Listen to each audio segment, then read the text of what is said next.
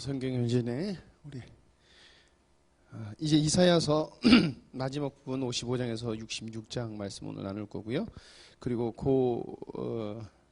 이제 역사손으로는 열왕기하 21장부터 23장 말씀까지 내용을 보고 그 역사에 속해 있는 선지자인 나훔 선지자를 저희들이 살펴보도록 하겠습니다. 이제 마지막 우리가 이사야서를 보기 때문에 한번 구조를 다시 살펴보면 이렇습니다. 1부는 이사야 시대에 관한 말씀들이에요. 그래서 하나님께 배역하고 반항하고 아무리 선지자를 보내지만 돌아오지 않는 하나님의 백성이 돌아오지 않는 그 백성을 하나님께서는 심판하시겠다라는 말씀을 하시는 거예요. 그래서 내가 너희들의 눈에 봤을 때는 너희들이 나라가 부강해는 가는 것 같고 잘 사는 것 같지만 결코 그렇지 않다라는 것. 결국에 너희는 하나님의 백성으로 살지 않은 그것에 대해서 나의 백성으로 살지 않은 것에 대해서 반드시 너희는 심판을 받을 것이다라는 것을 말씀하고 말을 이렇게 예언하고 있습니다.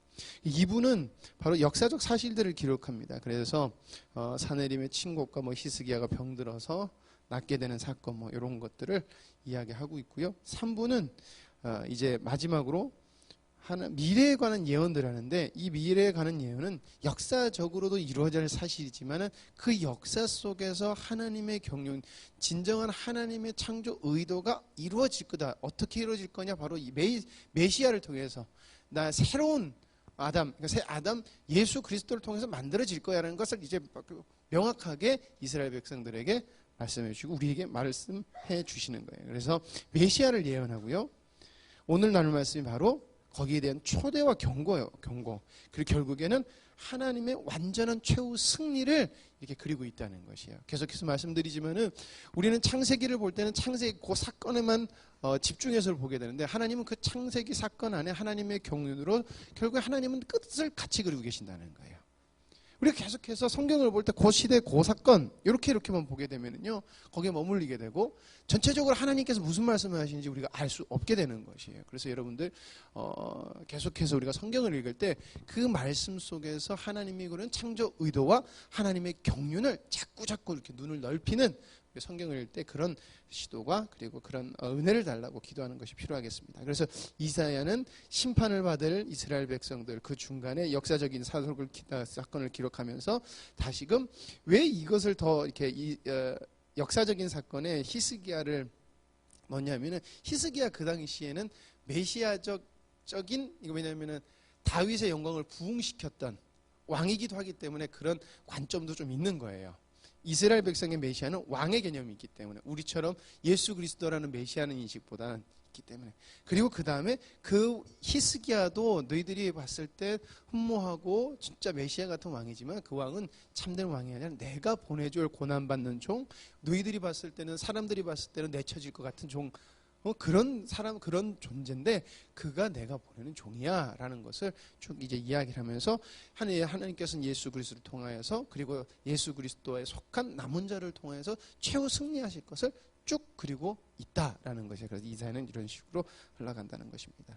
그래서 내용을 찾는데 이제 내용을 좀 조금만 세밀하게 보면은 55장에 목마른 사람들아 어서 오라라고 하나님의 초대가 있어요. 이것은 뭐냐면은 위에 앞에서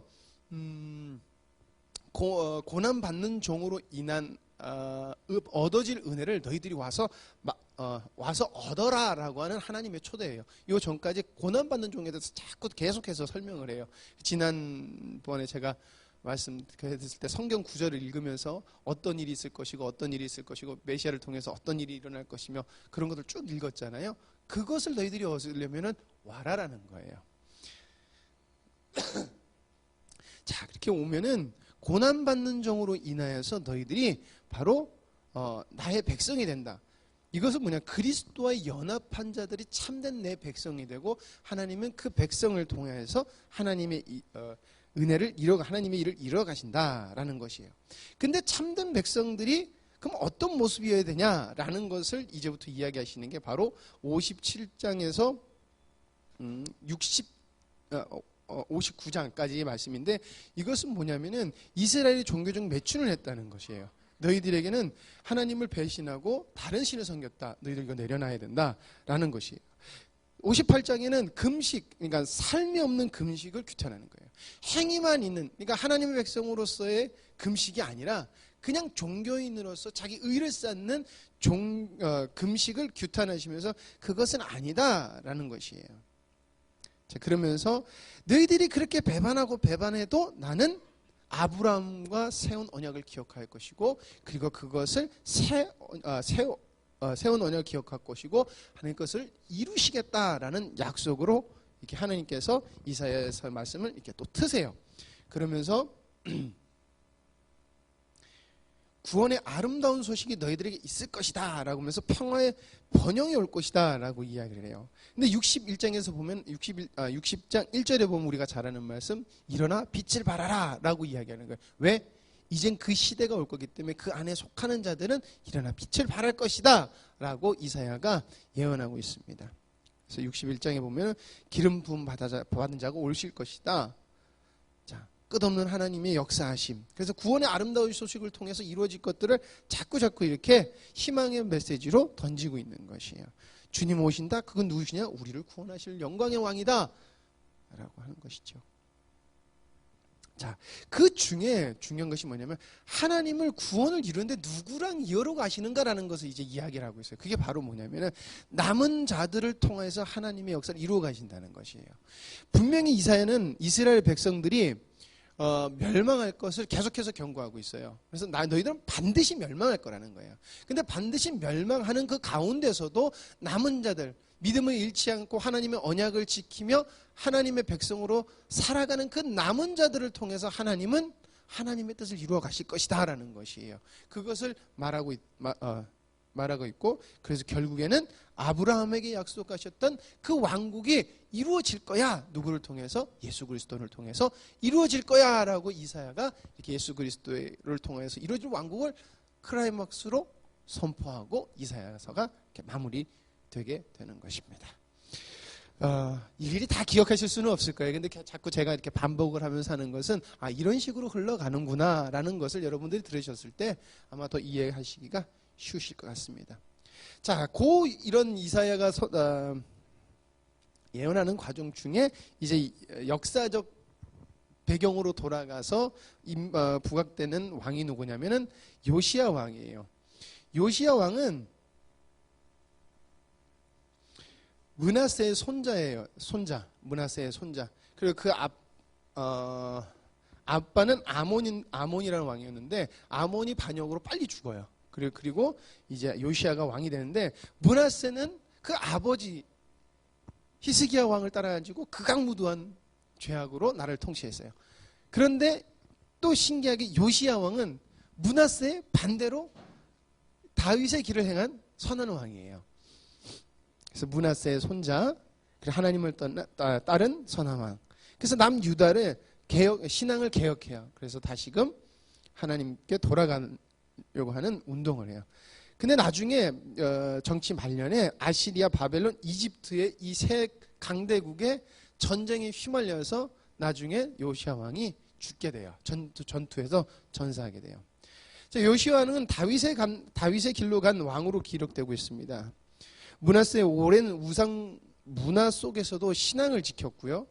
그리고 성전수리 중에 율법책을 발견하게 되고 신명기에게는 이스라엘의 멸망을 이제 발견하게 되는 거예요. 이스라엘이 멸망할 거라는 거예요. 근데 요시야 왕이 어떤 마음이 있으면 이게 내 때 안 이루어지는 것을 되게 두려워한 거예요. 그래서 하나님 앞에서 바라서려고 굉장히 노력을 많이 한 거예요. 하나님께서 회개하는 자에게는 은혜를 베푸시는다라는 그 믿음을 가지고 열심히 이렇게 자기의 멸망 시기에 자기의 시기에 이루어질 것을 걱정해서 굉장히 근심하고 훌다라는 선지자의 영적 지도를 받은 왕이에요. 근데 나중에 그 노년에 이 사람이 교만해져서 이 전투에 참가한 게 문제가 되는데 그러니까 이집트와 바벨론 간의 전투에서 느고를 제지하려다 이 사람이 결국에는 하나님을 의지하지 않고 느고를 제지하려다가 전사를 하게 돼요. 그래서 요시야 왕의 마지막은 약간은 뭐라 해야 될까? 하나님을 의지하다가 말년에 약간 교만해져서 살짝 비참하게 마무리되는 왕으로 기억되고 있습니다. 자, 요런 시대 중에 또 하나님께서 시대 중에 같이 봐야 되는 것이 나훔 선지자예요. 나훔. 나훔은 누구에게 예언하는 책이냐면 바로 아시리아 니누의 멸망에 관해서 예언한 선지자예요. 한 150년 전, 그러니까 나훔으로부터 150년도 전에 하나님께서는 요나 선지자를 통해서 니누에를 회개시키셨어요. 회개시키고 하나님 앞에 그러니까 회개해가지고 그 멸망을 하나님께서 늦추세요. 그러지만 멸망하지 않자 계속해서 아수르가 어떻게 되냐면 자기의 나라 신과 그리고 자기의 힘을 가지고 계속해서 나라를 팽창해 나가고 제국을 다스렸어요. 그러나 결국에는 아시리아를 하나님께서 아시리아 멸망하고 니누에가 멸망하게 돼요. 그래서 1장에는 산당과 신상을 부어 만들고 그래서 우상을 섬기는 니누에는 수문이 열려 홍수가 나면서 멸망할 것이다 이렇게 이야기를 해요. 그러니까 굉장히 시적으로 무섭게 표현을 해가지고 니누에를 멸망할 것을 이렇게 시적으로 표현했다고 그래요. 2장은요. 아무리 정예 부대를 앞서고 전력을 세우고 너희들이 아무리 잘난 것 같고 세계를 제패하는 것 같지만 너희들은 망할 것이다 라는 것이에요. 3장은 바로 니누에가 왜 니누에가 멸망하는 이유가 뭐냐라는 것이에요. 그러니까 니누에가 멸망하는 이유는 우리에게도 주는 경고와 동일하다는 것이에요. 무엇이냐면은 죄악을 돌이켜서 돌아오라는 하나님의 메시지의 경고에 대한 무시해라는 거예요. 그러니까 어떻게 보면 나훔 선지자는 아수르에 대한 멸망을 하겠대 꼭 이스라엘에게 대한 말씀이 아닌 것 같잖아요. 그러나 아수르를 심판하실 것을 예언하면서 계속해서 누구에게 던지냐면 당신 하나님의 백성에게 너희들 돌이켜라. 전 나라 망하는 거 보이지 않느냐. 니들이 여기로 갈까 저기로 갈까 했잖아. 뭐냐 이집트에 붙을까 아니면 아수르에 붙을까 아니면 바벨론에 붙을까 하는데 니들이 의지하고자 하는 나라가 멸망하지 않느냐. 멸망하지 않을 것 같은 나라가 멸망하지 않느냐. 누구를 택하고 누구를 쫓아야 되겠냐. 계속 하나님께서는 말씀하시는 거예요. 그러면서 뭘 얘기하냐면 쟤네들이 우상을 부어 만들고 산당을 세우고 거기서 절해가지고 자기네 시들이 최고다 그러면서 내가 살려줬는데도 불구하고 저렇게 나를 배역하지 않느냐. 근데 결국에 어떻게 되냐. 멸망한다라는 것이에요. 그냥 너희들 돌아와라라고 자꾸 하나님께서는 사랑의 메시지를 던지는 거예요. 어떻게 굉장히 무섭게 얘기하는 것 같지만은 그 속에서 하나님의 사랑의 메시지를 던진다는 것이에요. 그리고 이 선지서의 대부분의 모든 선지서에서는 반드시 다루고 있는 것은 무엇이냐면 바로 죄악은 반드시 심판하시는 하나님의 공이라는 거예요. 하나님의 속성 중에 하나님은 공의의 하나님이기 때문에 하나님은 죄악을 반드시 심판하셔야 돼요. 그게 하나님의 속성이에요.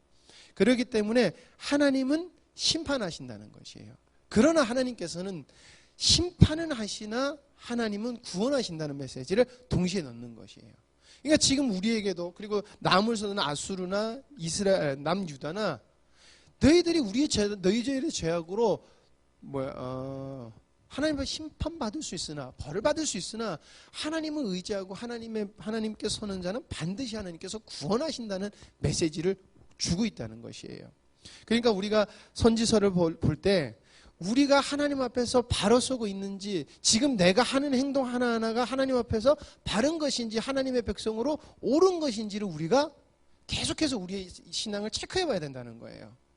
왜냐하면 반드시 하나님은 우리의 잘못, 우리가 그러잖아요. 우리가 모르는 것. 그래서 무지에서 망한다는, 이 백성이 무지에서 망한다고 그랬거든요. 그러니까 무지는 타당한 게 아니에요. 왜냐하면 하나님은 하나님의 말씀을 열심히 계속해서 가리키시고 역사를 보더라도 하나님의 말씀을 신실하게 가리키시고 선지자를 통해서 계속해서 말씀하셨어요. 근데 관심을 두지 않는 거예요. 왜? 그건 나랑 상관없고 그것은 나에게 이득이 되지 않는다는 거예요. 그러니까 결국엔 너희들이 어떤 모습을 가느냐? 망한다는 거예요. 그러나 망하지만은 돌이키는 자는 내가 구원할 것이다 라는 것이 바로 요시야 왕 시대 때 나훔 선지자가 아수르에게 심판의 메시지를 던지면서 이스라엘 백성에게도 하나님에 대한 회개와 그리고 하나님께 돌아오는 그 촉구, 심판하시지만은 우리도 이사야와 동일하게 우리도 하나님의 벌 받을 거지만은 돌아와라 라는 메시지를 내포해서 이렇게 선포하고 있다라는 것을 여러분들이 아시면 되겠습니다. 기도하시겠습니다. 하나님 아버지 감사합니다. 새해 첫 주를 하나님 앞에 드리면서 저희들이 올해도 주님이 주신 은혜를 사모하고 주님께서 베푸실 놀라운 일들을 기대하며 나아갑니다. 아버지 하나님, 잠잠고 하나님 무관심해서 주님의 은혜를 누리지 못하는 자 되지 않게 하여 주시옵고, 하나님을 사랑하고 하나님의 말씀에 하나님 귀 기울이고 순종하여서 주님의 놀라운 은혜를 충만히 맛보는 저희들 되게 하여 주시옵소서. 분명히 하나님께서는 저희들에게 말씀을 주시고 역사를 주신 것은 하나님 앞에서 저희들이 어떠한 모습으로 서 나가라는 주님의 강력한 메시지인 줄 압니다. 아버지 하나님, 어리석은 자 되지 않고 지혜로운 자 되게 하여 주시옵소서. 아버지 하나님, 올해 저희들이 주님 앞에 온전한 순종으로 나아가고자 하나님 마음을 먹고 또 먹고 있습니다. 아버지 하나님, 이 마음 흔들리지 않기를 간절히 소망합니다. 아버지 하나님, 저희들이 살아가는 동안에 정말 주님께서 영광 받으실 일들을 많이 이루어내는 복된 자들 되게 하여 주시옵소서. 보이지 않는 영혼들도 주님께서 긍휼히 여기시고 하나님께서 인도하여 주셔서 주님 앞에 나오게 하여 주시옵소서. 모든 것을 주님께 맡겨오며 예수님의 이름으로 기도드립니다. 아멘.